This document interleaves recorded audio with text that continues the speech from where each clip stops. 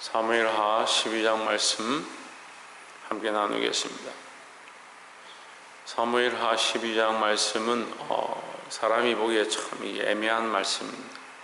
사람의 관점에 보기에는 참 애매한데 하나님 앞에서는 확실한 공의가 된다. 그래서 우리는 사람의 관점으로 보는 것이 아니고 하나님의 관점으로 보는 시각들을 가져야 될 줄 믿습니다. 12장 1절에 보시면 여호와께서 나단을 다윗에게 보내시니 와서 저에게 이르되 한 성에 두 사람이 있는데 하나는 부하고 하나는 가난하니 했습니다. 부자가 있고 가난한 자가 있는데 부자는 양과 소와 그 새끼들이 무수하고 이 가난한 자는 암양 한 마리밖에 없다. 그래서 암양을 얼마나 아끼고 귀하게 여기고 잘 기르는지 그 암양이 자기 딸처럼 되었다. 이것은 우리아의 아내 바세바를 얘기하는 것이고 우리아를 얘기하는 거죠. 그 우리아의 집안에 그의 아내는 바세바밖에 없고 그 집안에는 다른 것들이 없다. 근데 다윗은 우리아에 비하면 비교할 수 없는 만한 큰 권력을 가지고 있고 그에게 하나님께서 허락하신 처와 자식들과 재산들이 많다라는 것을 의미합니다. 그런데 부자가 자기에게 손님이 오니까 자기 양은 잡기 싫고 그 가난한 자의 그 암양을 잡아가지고 끌어가서 그를 잡아먹었다. 이제 이렇게 표현하는 겁니다. 이것을 듣고 다윗이 이 사람은 반드시 죽어야 할 것이다. 누가 도대체 이런 일을 하느냐 이렇게 말했습니다. 참 무서운 것은요. 우리가 이것을 보면 당연히 다윗이 깨달을 것 같은데 사람이 그걸 들어도 잘 깨닫지 못한다. 왜 그러느냐? 이게 남의 삼자에 대한 관점은 저 참 잘못했다. 저 사람 어떻게 저렇게 할 수 있냐 보지만 자기에 대한 관점은 관대한 겁니다. 자기를 말씀에 적용해야 되는 거예요. 우리는 말씀 앞에 누가 서야 되냐? 내가 서야 되는 거죠. 이 말씀 우리 며느리가 들어야 하는데 이 말씀은 우리 아들이 들어야 되는데 그게 아니라 내가 말씀 앞에 내가 하나님 앞에 내가 주의 뜻 앞에 서서 그 말씀대로 살고 회개하고 돌이켜야 될 줄 믿습니다. 9절에 보시면 그러한데 어찌하여 내가 여호와의 말씀을 업신여기고 나보기 악을 행하였느냐. 내가 칼로 햇사람 우리아를 죽이되 암몬 자손의 칼로 죽였고 그 철을 빼앗아 내 철을 삼았도다. 10절에 이제 내가 나를 업신여겨서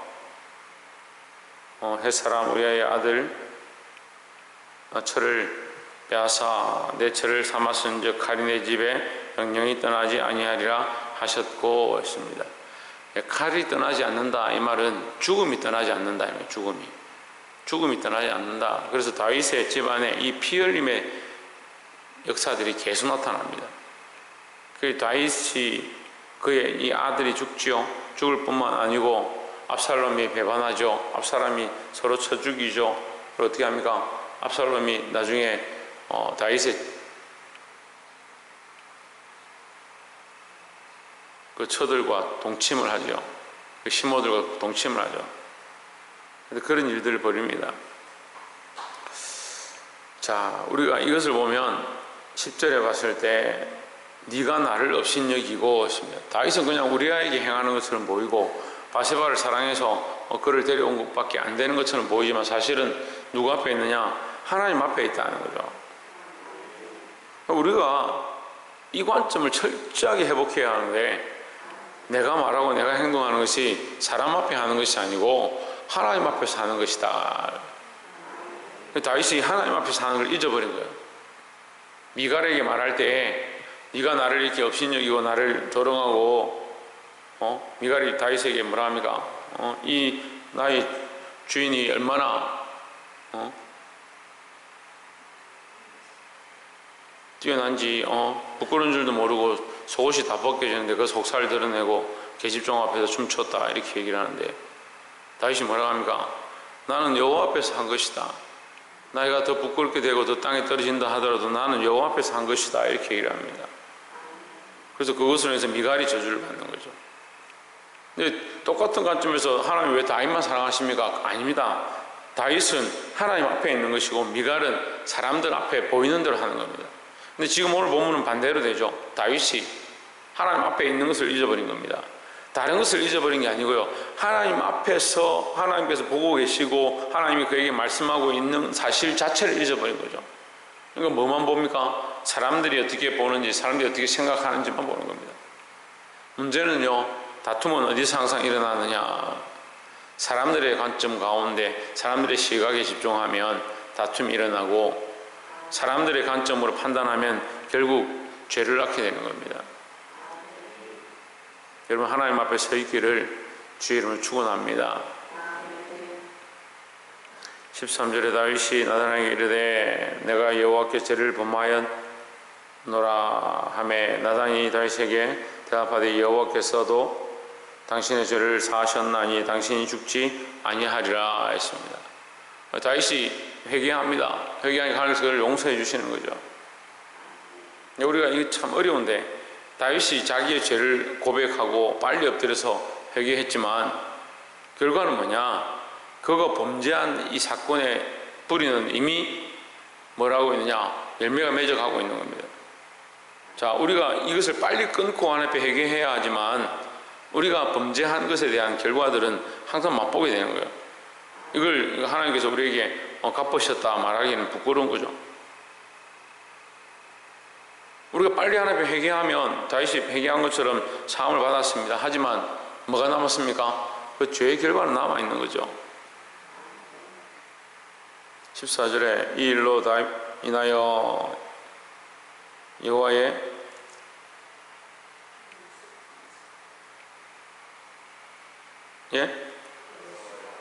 원수로 그에게 크게 해방거리를 얻게 하였으니 했습니다.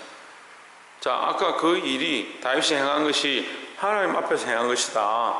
네가 왜 하나님의 일을 잊어버렸느냐, 하나님 앞에 있는 하나님의 시각을 잊어버렸느냐 했는데, 그것이 또한 반대로 뭡니까?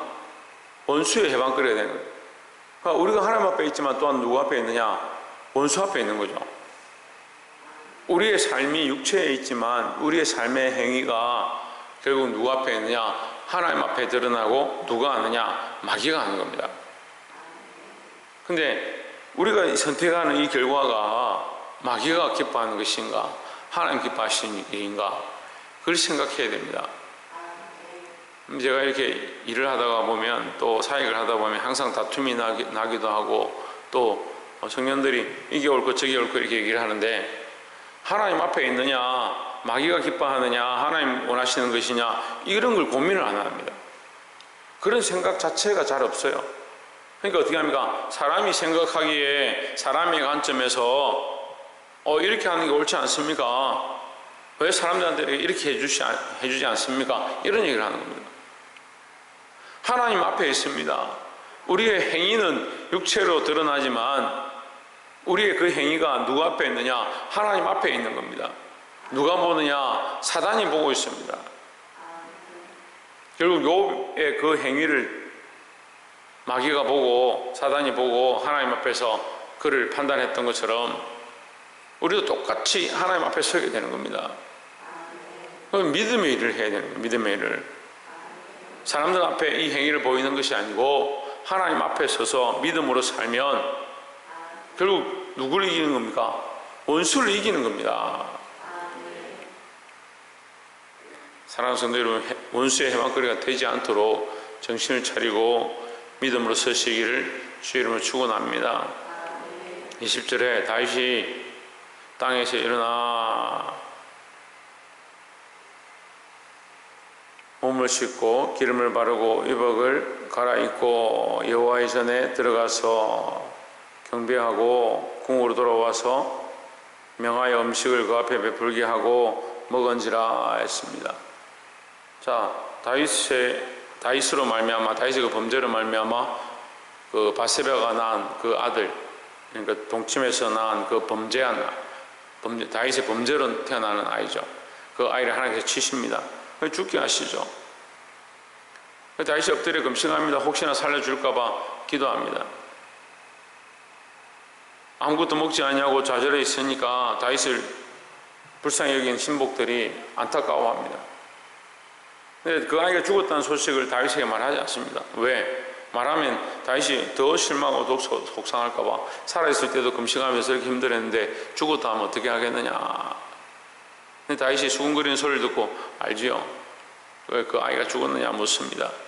죽었다고 합니다. 근데 의외의 행동을 하는 겁니다. 슬퍼하거나 고골하게 하거나 장사를 준비하라 하지 않고 하나님 앞에 가서 예배한 다음에 자기의 기름을 바르고 몸을 정돈하고 식사를 합니다. 음식을 먹습니다. 이 신하들이 놀랍니다. 왜 이렇게 하느냐? 왜 이렇게 하느냐? 죽고 사는 것이 내게 있느냐? 하나님께서 하신 것이다. 이미 죽었는데 내가 할 수 있는 것이 무엇이냐? 지금 이 말씀은요, 다윗이 이제 회복되었다라는 것을 가리키는 겁니다. 그 전에 뭘 잃어버렸습니까? 하나님 앞에 있는 것을 잊어버렸습니다. 하나님의 시각과 관점들을 잊어버렸습니다. 그래서 사람 앞에 하고 사람들 앞에서 자기가 옳다라고 하는 대로 했는데 그것이 하나님 앞에서 범죄가 되었고 원수의 해방거리가 된 줄을 잊어버린 겁니다. 그런데 이제 다윗이 뭘 깨닫습니까? 하나님의 관점과 하나님의 시각을 다시 깨닫기 시작합니다. 그래서 그가 금식하고 그 아이가 죽었지만 뭘 깨닫습니까? 하나님 하셨으니까 내가 어떻게 하겠느냐? 그러니까 내가 할 말이 없다. 그러니까 육체의 행동이 완전히 다르게 나오는 거죠. 우리가 보기에 똑같이 왜 행동하느냐, 일반 사람들처럼 똑같이 행동하느냐, 하나님 앞에 있지 않으니까요. 정신을 차려야 합니다. 우리는 하나님의 백성이고 하나님 앞에 서야 되는 것이지 사람들 앞에 서고 사람들의 관점을 가지면 사람들과 똑같은 겁니다. 빛의 잔으로 나타난다, 빛들로 드러난다. 어떻게 빛들로 드러나느냐? 근데 이걸 말씀을 좀 배운 사람들이 어떻게 합니까? 가서 착하게 하고 사람들에게 좀 잘 대접해주고 사람들한테 잘 보이면 참 덕을 세웠다. 천만의 말씀입니다. 빛의 자녀는 빛을 따라가는 것이지 사람들의 시각을 따라가는 게 아니에요. 그러니까 자꾸 사람들에게 잘해주려고 하는, 사람들에게 잘 보이려고 하는 거예요. 말씀을 맺겠습니다. 오늘 다윗이 잃어버렸던 하나님의 시각, 하나님 앞에서 살아가는 삶, 영적 관점들을 회복했던 것처럼 우리도 영적 관점들을 회복하고 믿음으로 살아서 승리하기를 주의 이름으로 축원합니다.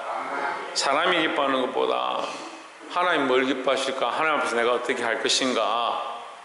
이 믿음과 이 신앙을 회복함으로 승리할 수 있는 저와 여러분 되시기를 주의 이름으로 축원합니다. 기도하겠습니다.